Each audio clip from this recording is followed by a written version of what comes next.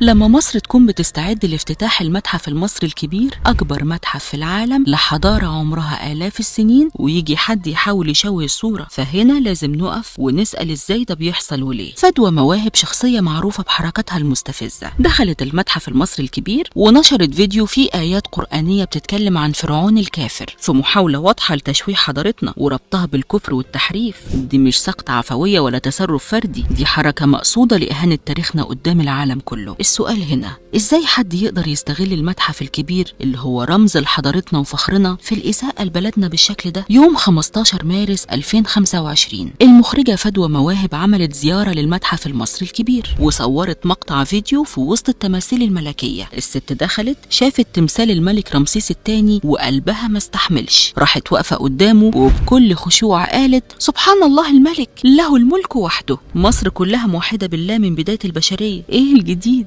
وفجأة الست قررت تدي درس ديني للمومياوات. اصل واضح ان التماثيل دي كانت محتاجة حد يفكرها ان الملك لله وحده، بس طبعا فدوى مش هتكتفي بده، لازم تزود التاتش بتاعها. صورت تماثيل الملوك القدامى وحطت عليهم آية: وقال فرعون ذروني أقتل موسى. يعني هي عايزانا نصدق إن رمسيس الثاني هو فرعون موسى؟ طب يا فدوى، لو كنت فتحت كتاب تاريخ واحد بدل ما تفتحي الكاميرا، كنت هتعرفي إن رمسيس الثاني عاش بعد سيدنا موسى بحوالي 200 سنة. بس ليه نلخبط نفسنا بالتفاصيل؟ ما كفاية إننا عندنا فدوى بتنورنا السوشيال ميديا، ما فوتتش الفرصة، والمصريين قلبوا الدنيا عليها، قالوا إنها بتشوه الحضارة المصرية وإنها عندها مشكلة شخصية مع كل حاجة اسمها تاريخ أو علم. وفي وسط كل ده الإعلاميين دخلوا على الخط ووضحوا للناس إن رمسيس الثاني ملوش علاقة بسيدنا موسى، وإن الأهرامات كانت موجودة من قبل حتى ظهور أولاد العم على وش الكوكب. وهنا فدوى قررت تلعب دور الضحية، كتبت على الفيسبوك إنها كانت بس بتروج للمتحف وما كانش عندها سوء نية.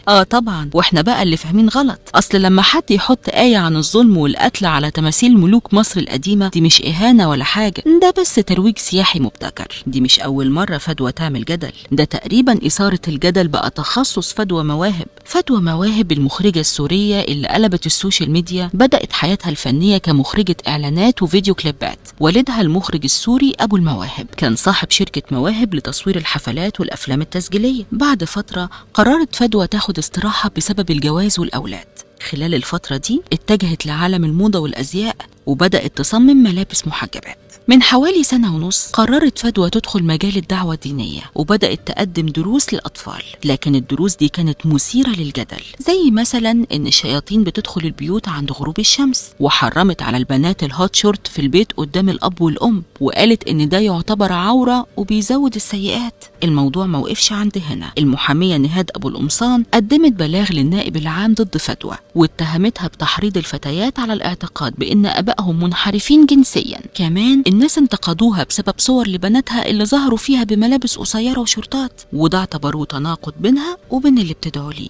فدوى ردت على الانتقادات دي بإن الكلام اللي قالته مش من عندها وإنه بإجماع العلماء. كمان قالت إن الهجوم عليها ناتج من أجندات والجان معروفة من وراها، من الموضة لداعية دينية، وأخيرا بتدي دروس في التاريخ. معقول ده يكون مجرد جهل ولا محاولة ممنهجة لضرب صورة مصر وحضارتها؟ ومن مين؟ من اللي مصر أكرمتها واستضافتها على أرضها؟ فدوى حاولت تحول زيارة المتحف من لحظة احتفاء بالحضارة المصرية لجدل ديني، كأنها بتقول للعالم إن تاريخ مصر كفر وضلال. وفي وقت حساس مصر بتجهز لافتتاح المتحف والعالم كله بيراقب، تطلع فدوى وتقول إن رمسيس الثاني هو فرعون موسى، مع إن التاريخ بيقول إن رمسيس الثاني أكيد مش هو فرعون موسى. بس فدوى بتصور المتحف على إنه بيعرض تماثيل الكفار مش رموز حضارة مصر. واضح إن فدوى بتعرف كويس إزاي تثير الجدل، وأي حاجة بتتكلم فيها بتاخد انتشار واسع. ممكن تكون شايفة إن الجدل اللي بتخلقه بيزود شهرتها وده بيخليها تفضل في دايرة الضوء، بس توقيت الفيديو وطريقة الطرح بيقولوا إن هدفها أكبر من الترند والشهرة. كلامها ماشي مع أفكار فئات معينة عندها حساسية من الحضارة المصرية القديمة، وممكن تكون بتحاول تعمل جمهور يدعمها من الفئة دي. كل اللي عملته خلى الناس تشوفها شخص بيهدم التاريخ، ولو كانت فعلا عايزة شهرة فهي أكيد نجحت وحققت